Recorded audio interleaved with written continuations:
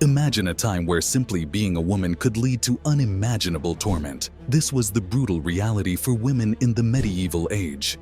From public humiliation to terrifyingly harsh physical punishment, the medieval period was an unforgiving time for women. With society's rigid expectations and patriarchal control, women found themselves subjected to some of the most savage and brutal punishments. In this video, we dive into the darkest corners of medieval history to explore the most horrifying fates that befell women, from witch trials to the merciless Scold's Bridle. Stay tuned as we uncover the shocking details behind these cruel punishments and the grim world women were forced to endure.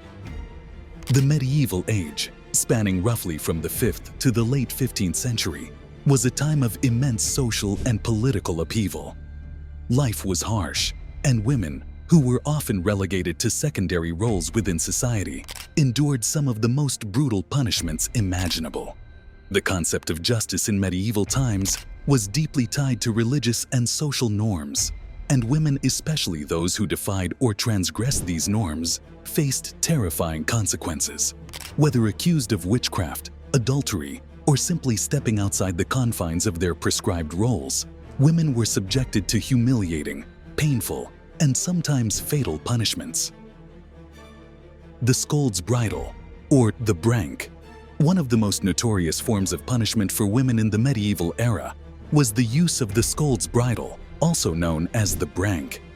This was a form of public humiliation and physical torment designed for women accused of being Scold's women who were deemed to be overly talkative, argumentative, or disobedient.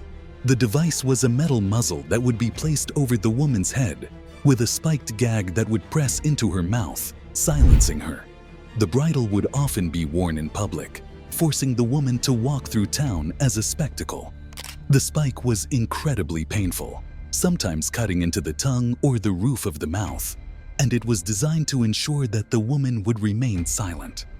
The emotional humiliation was compounded by the fact that the punishment was always carried out in public spaces, where the woman was often paraded around, subjected to the cruel gaze and mockery of the community.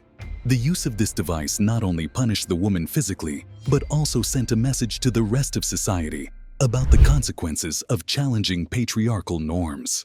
Witch hunts and witch trials. Witchcraft accusations were rampant during the medieval period, particularly in the later Middle Ages. Women were overwhelmingly the target of witch hunts, often accused of consorting with the devil or using magical powers to harm others. These accusations were typically rooted in superstition, fear, and religious dogma. The punishment for being accused of witchcraft was often fatal, and the methods of execution were brutal. Burning at the stake was one of the most common forms of execution for alleged witches. In this gruesome method, the accused woman would be tied to a stake, surrounded by wood, and then set alight. The burning process was slow and agonizing, with the victim often enduring excruciating pain for hours before dying from smoke, inhalation, burns, or shock. In addition to burning, drowning was another common method of execution. A woman suspected of witchcraft might be thrown into a body of water with her hands bound. If she drowned, it was seen as proof of her innocence, but if she floated, it was considered evidence of her guilt, and she would be executed. The witch trials were often not based on actual evidence, but on superstition, rumor, and fear. Many women were accused of witchcraft because they were independent, old, or lived on the fringes of society. In some cases, accusations were used as a form of social control, particularly in times of famine, plague, or unrest, where women, especially those with no family or male protector, were easy targets for scapegoating. The breaking wheel, the Catherine wheel. Another harrowing punishment that was sometimes used during the medieval period was the breaking wheel or Catherine wheel. This was a particularly brutal form of execution used for those who were considered criminals, including women who had committed serious offenses such as murder, treason, or witchcraft.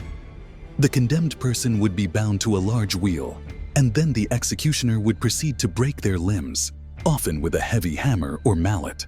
The victim's body would then be placed on the wheel, either hung on display for public viewing or left to die slowly. Sometimes, the victim's body would be left on the wheel for days, a stark warning to others about the fate of lawbreakers. Though this punishment was technically used for both men and women, it was particularly horrific when applied to women, as the execution involved physical and emotional humiliation, often in front of a jeering crowd. Women were also less likely to be executed in this manner than men, but for those who were, the brutality of the punishment was a stark reminder of how quickly society could turn against those who stepped out of line. Public flogging and humiliation. Public flogging was a common punishment for women who had committed crimes ranging from petty theft to adultery. In the case of adultery, women were often punished far more severely than men. A woman who was caught in an affair could be stripped of her clothing and whipped in the town square, a punishment meant to break her spirit and reassert her subjugation to male authority. In some cases, women who were found guilty of more minor offenses, such as being caught gossiping or speaking out of turn, were also subjected to public flogging. This punishment was both physically painful and emotionally scarring, as it served to reinforce the social hierarchy and punish any defiance of patriarchal order. Branding was sometimes added to public punishment, especially for women who were caught in adultery or accused of immoral behavior. A woman's face or body might be marked with a hot iron to permanently scar her, marking her as someone who had transgressed society's moral code. Branding served as a permanent reminder to others of the woman's supposed shame. Imprisonment in horrible conditions. For many women who were accused of crimes such as witchcraft, adultery, or other transgressions, imprisonment was a form of torture in and of itself. Medieval prisons were notoriously horrific places, damp, dark, overcrowded, and infested with disease. Many women who were accused of witchcraft or other crimes were imprisoned in these conditions for months or even years, awaiting trial. While in prison, women were often subjected to horrific living conditions. They might be shackled, starved, and left to suffer in isolation. In many cases, women were tortured during their imprisonment in order to extract confessions or to force them into submission. This might involve cruel methods such as waterboarding, where water was poured over the face or forced down the throat of the prisoner, or rack torture, where the prisoner was stretched on a rack to dislocate their joints.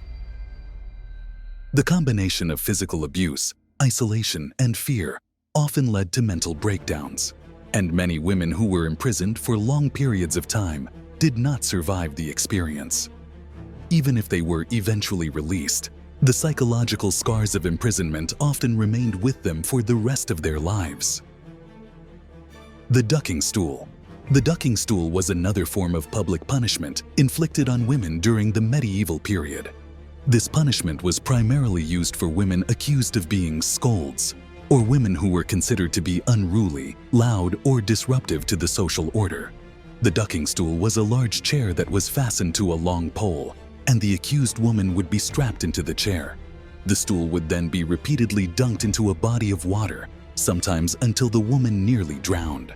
This punishment was designed not only to humiliate the woman, but also to purge her of her supposed bad behavior.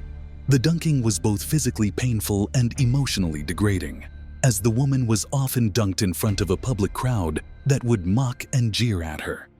The ducking stool was also sometimes used in cases where women were accused of witchcraft or other forms of perceived deviance.